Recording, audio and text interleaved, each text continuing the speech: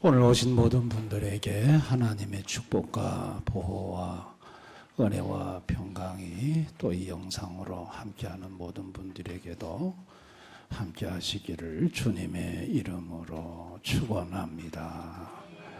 2024년도 새해가 시작이 되면 생각이 많아집니다. 올 한해 하는 일을 어떻게 더 작년보다 발전시킬까, 더 나았게 해볼까, 또 새로운 사업 구상도 하고 계획도 잡고 꿈도 꿔보고, 그러나 막상 현실에 부닥들이면 전혀 생각지 않는 돌발 상황도 만나게 되고, 또 작은 문제도 불거지게 되고, 또 생각지 않았던 여러 장애 요소가 나타나면서 그렇게 마음에 생각했던 대로, 꿈꿨던 대로 되지가 않고 앞이 캄캄해지는 것을 느끼는 것이 사실은 현실입니다. 여러분, 초대교회 성도들도 새해가 되면 그들도 꿈을 꿨습니다.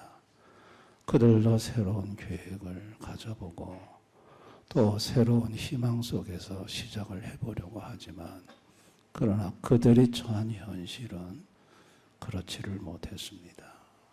로마 국법으로 기독교 예수를 믿는 것은 범법자로 규정을 해놨고, 유대 종교법에 의해서 모든 것을 몰수, 배척을 당하는 현실 속에서 초대교회 성도들은 새해를 맞아도 암울하고 고통스럽고 슬픈 뿐이었습니다.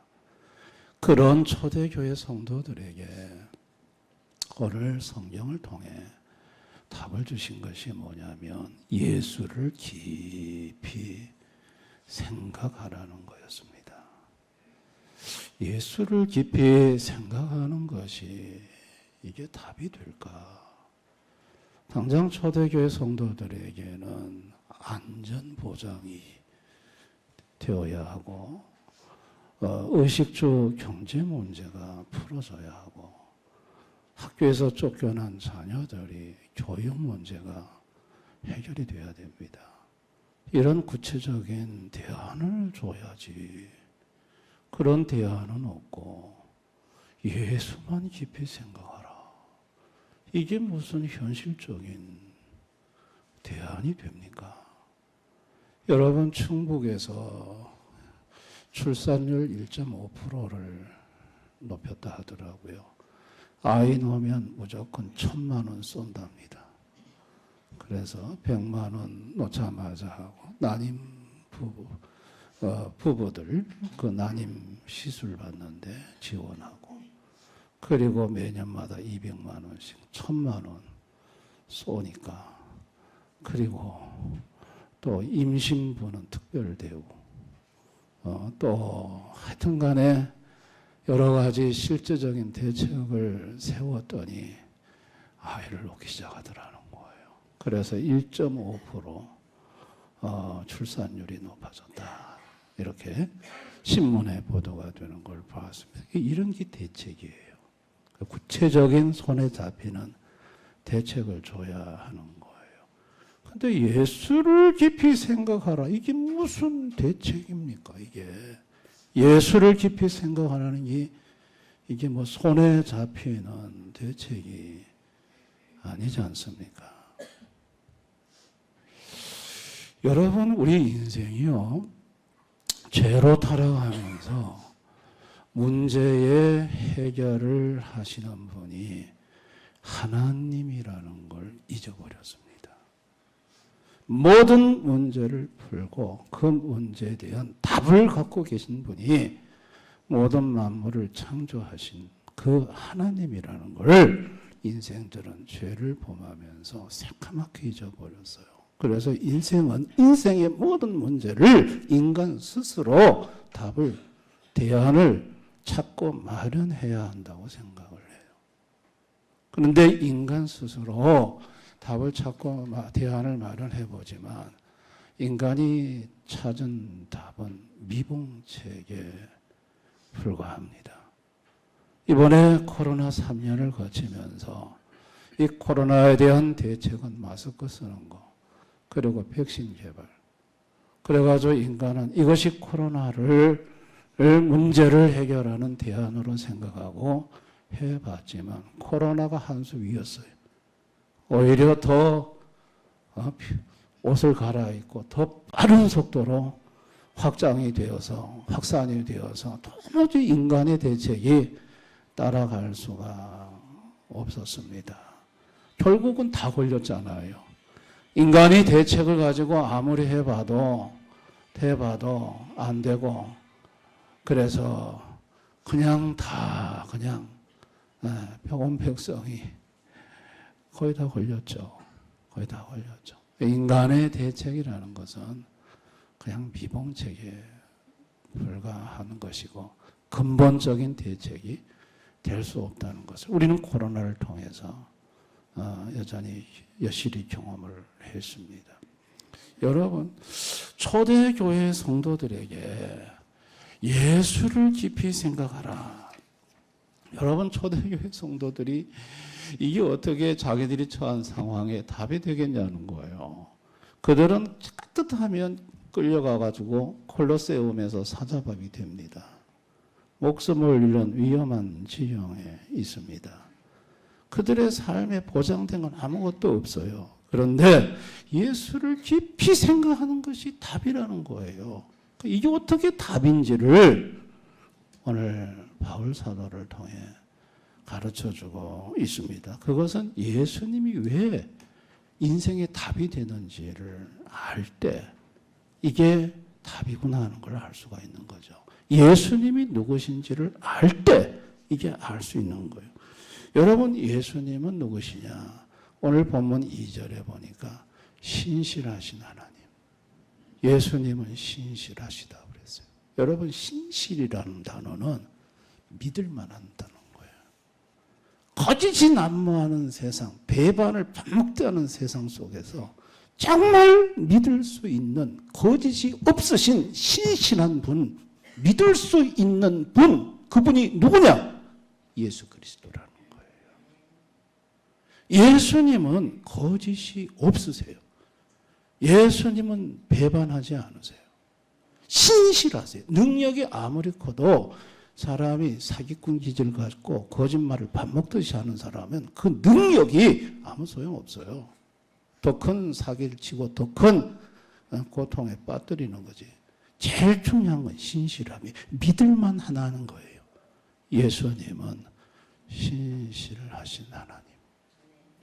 또 예수님은 믿는 도리의 사도, 1절에 보니까 믿는 도리의 사도시며, 여러분, 믿는 도리라는 것은 진리죠. 예수님은 진리입니다. 진리는 옳고 그름을 분별할 수 있는 기준이 돼요. 예수님은 진리이세요. 거짓 사상과 거짓 철학이 난무하는 세상 속에 이것이 옳은지 그른지를 분별할 수 있는 명확한 기준이 되어주시는 분, 그분이 진리이신 예수님이세요. 그리고 예수님은 대제사장이세요. 1절에 대제사장이신 예수를 깊이 생각하라. 여러분, 대제사장은 하나님 보좌 우편에서 영원히 계시면서 우리 인간을 위해 중보하시는 분이에요. 예수님이 대제사장으로서 영원히 계시기 때문에 예수의 의가 영원한 거예요. 2024년부터 예수님이 나 대제사장 그만할래 하고 물러나가면 인간에게 값없이 주어졌던 의는 그 순간 사라집니다. 여러분, 예수님이 빛이세요. 예수를 믿는다고 예수 믿는 사람이 빛으로 바뀌는 게 아니에요. 빛은 예수님이시고 그 빛 속에 있기 때문에 예수 믿는 사람이 빛이 되는 거예요. 예수님이 없어지면 그 빛도 없어져요. 예수님이 생명이에요. 생명이신 그분이 사라지면 생명도 없어지는 거예요. 대제사장으로서 예수님은 그 자리에 영원히 계시기 때문에 그분의 의가 영원한 거고, 그분의 빛이 영원한 거고, 그분의 생명이 영원한 거예요.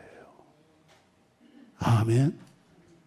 뿐만 아니라 예수님은 만물을 지으신 하나님이 4절 만물을 지으시는 이는 하나님이시라. 저는 저 만물을 지으신다라고 할 때 영어 성경에 더 빌더라는 단어가 마음에 참 은혜가 돼요. 빌더. 예수님은 빌더이시다.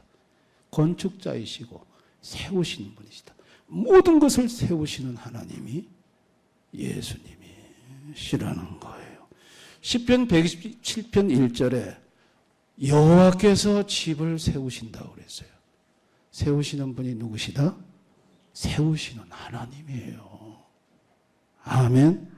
그러니까 예수님은 신실하신 하나님, 옳고 그름의 분별의 기준이 되시는 진리이신 하나님, 영원한 대제사장으로 계시면서 그분의 모든 것을 영원히 우리에게 주시는 임마누엘의 하나님, 뿐만 아니라 그분은 모든 것을 세우시는 빌더이신 하나님, 모든 것을 세우시고 모든 것을 지으시는 창조자 하나님이에요. 여러분, 이 예수님이 이 땅에 오셨죠. 오셔가지고 예수님은 다 자신을 주목하라 그래요. 나를 주목하라. 내게 오라 그래요. 내가 길이고 내가 진리고 내가 생명이다. 나를 떠나서는 너희가 아무것도 할 수 없다. 여러분, 3년 동안 제자들이 예수님 따라다녔는데 부자 된 사람 하나도 없고요.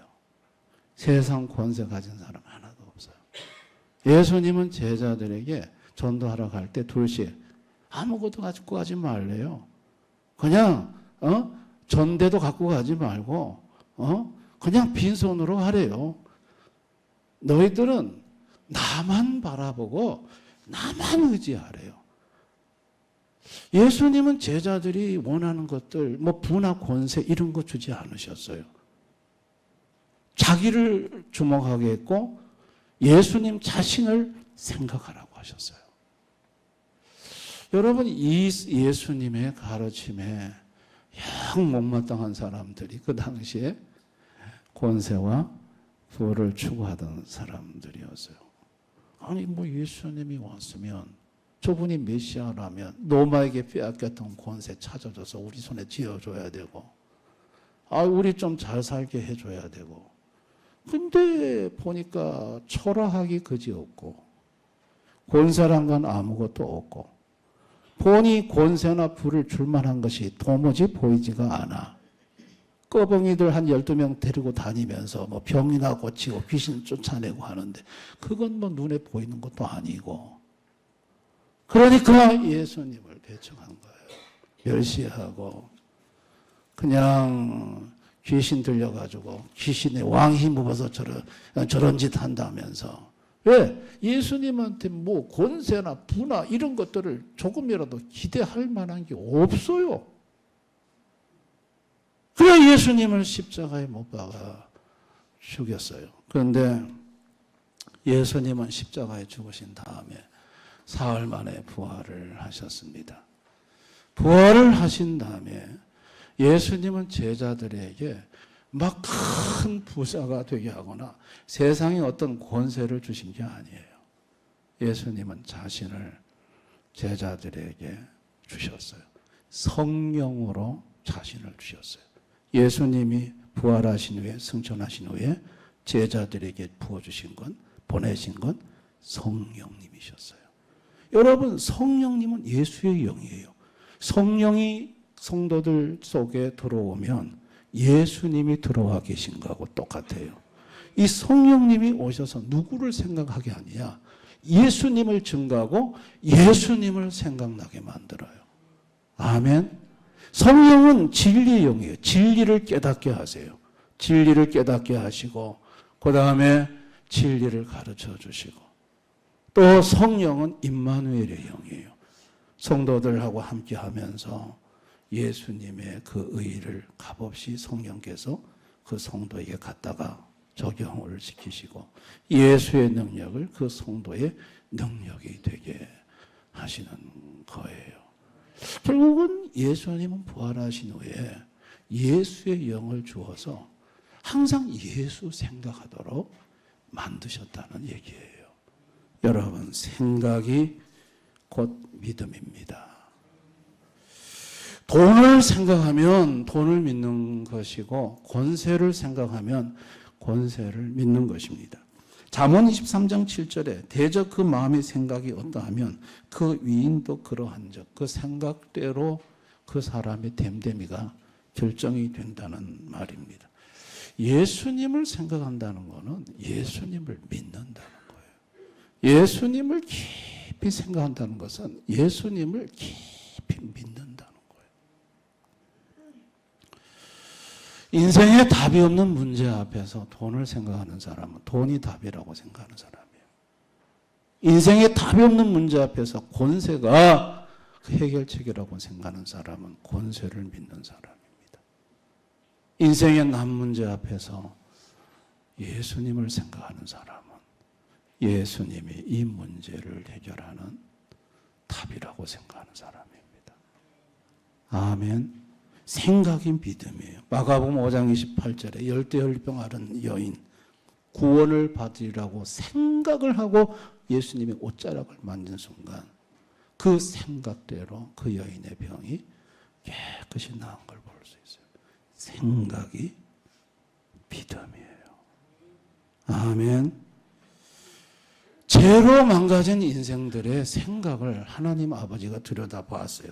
창세기 6장 5절에 보니까 그의 마음으로 생각하는 모든 계획이 항상 악할 뿐임을 보시고 죄인된 인생들의 생각을 들여다보시니까 항상 그 생각이 악하다는 거예요.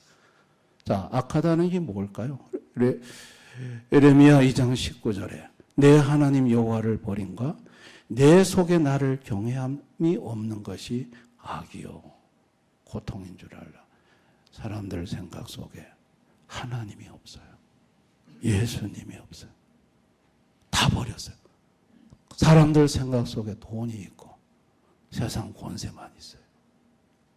그래서 하나님 아버지는 전부 다 생각이 악할 뿐이라고 그랬어요. 근데 여러분, 이런 악한 생각을 하고 있는 인생들에게 아들 예수를 보내셨고 그 예수를 통해 성령을 보내서 그 생각 속에 예수님을 담아주신 거예요. 아멘.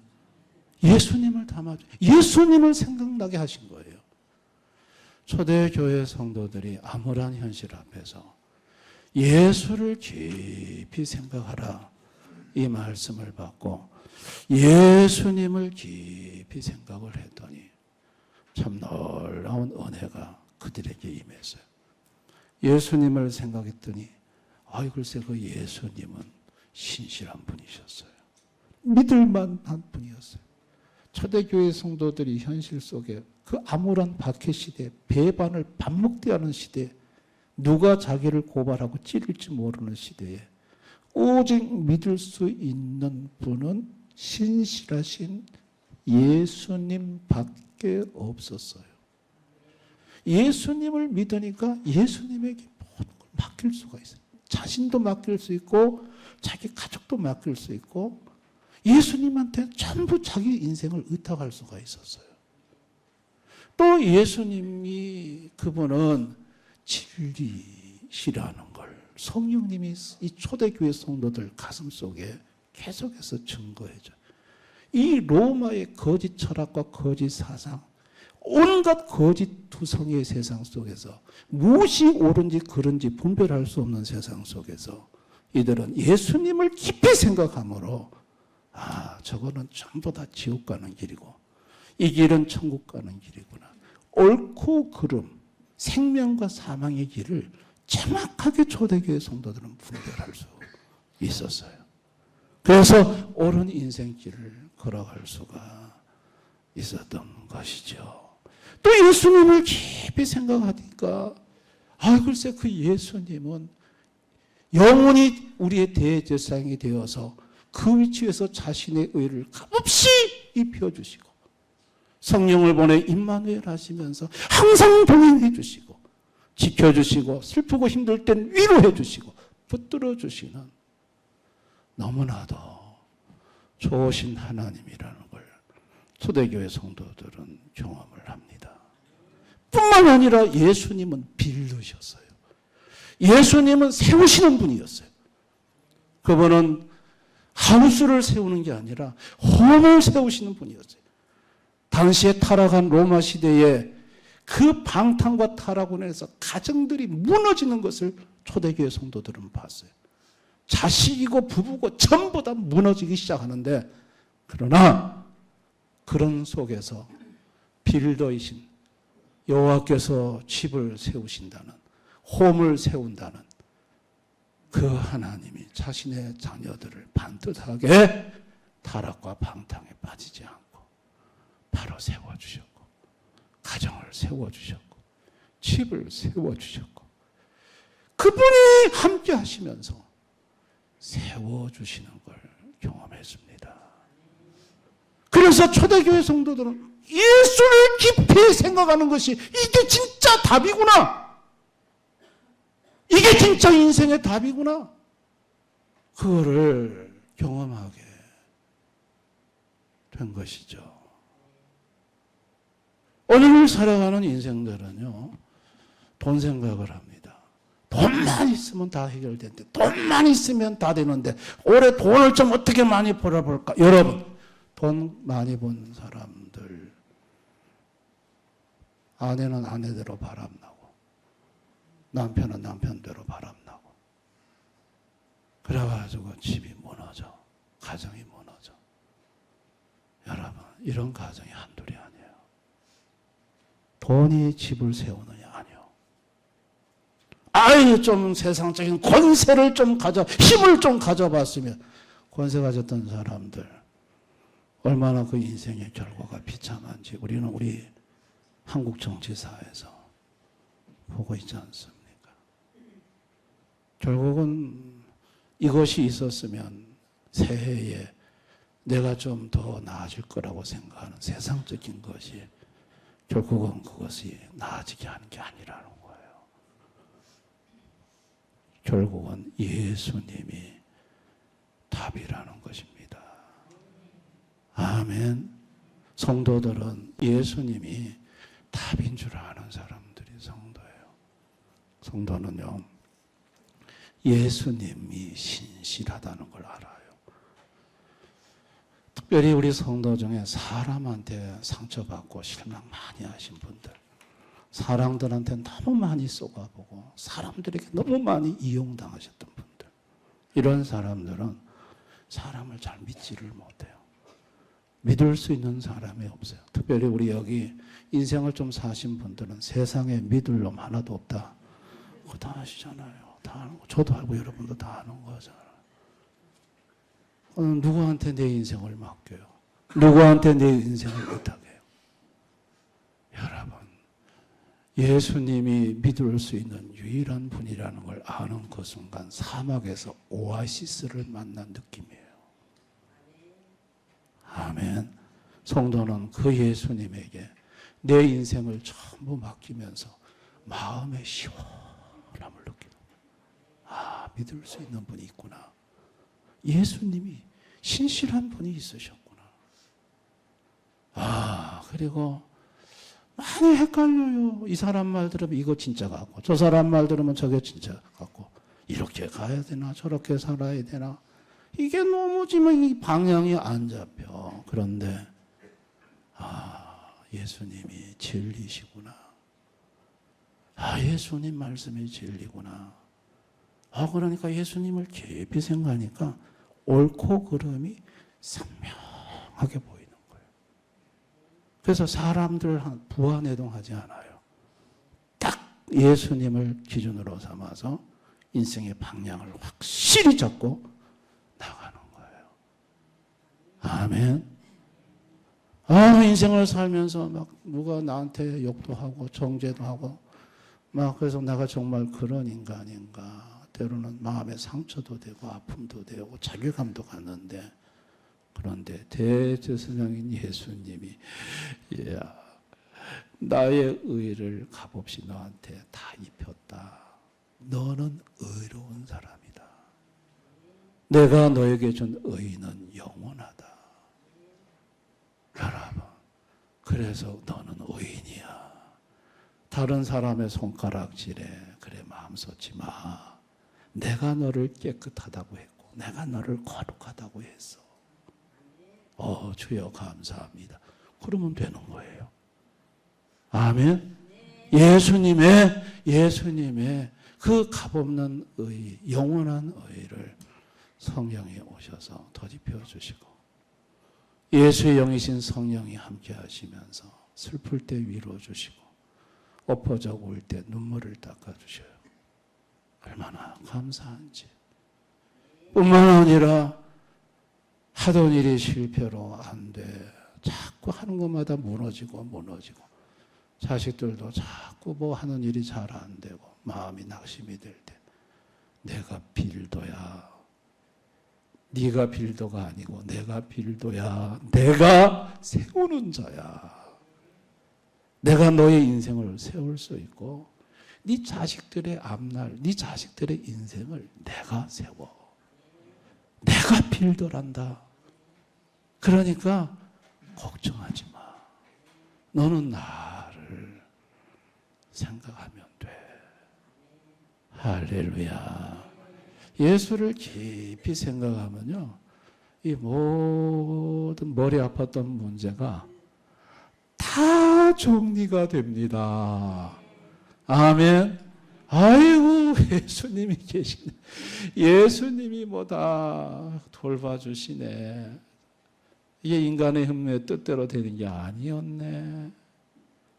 그러면서 얼마나 마음이 편안해지고, 그리고 또 예수님이 실지 그렇게 해주십니다. 아멘. 목요일 삶에 들어갈 때, 아이고, 이거 학비는 어디서 구하지? 먹고 사는 건 어떻게 하지?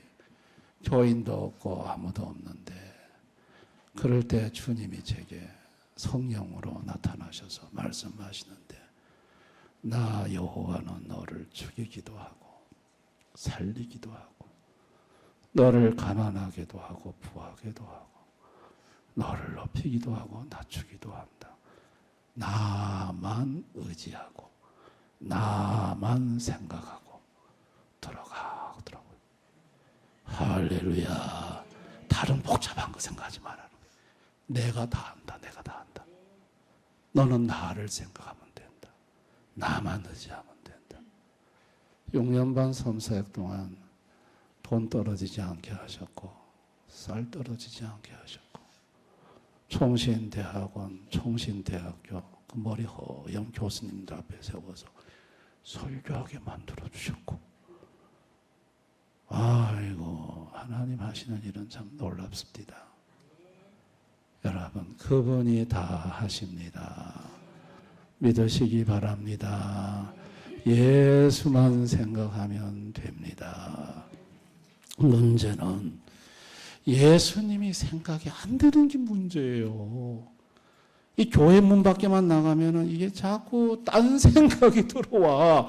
예수님을 깊이 생각해야 되는데 머릿속에 자꾸 사탄이 다른 생각을 집어넣어. 돈 생각 집어넣고 사람 생각 집어넣고 이런저런 근심의 생각을 자꾸 노래 집어넣어. 그래서 예수님을 깊이 생각하기 위해서 저와 여러분이 새해에 꼭 결단하고 실천해야 될 게 뭐냐면 성경 말씀인 거예요.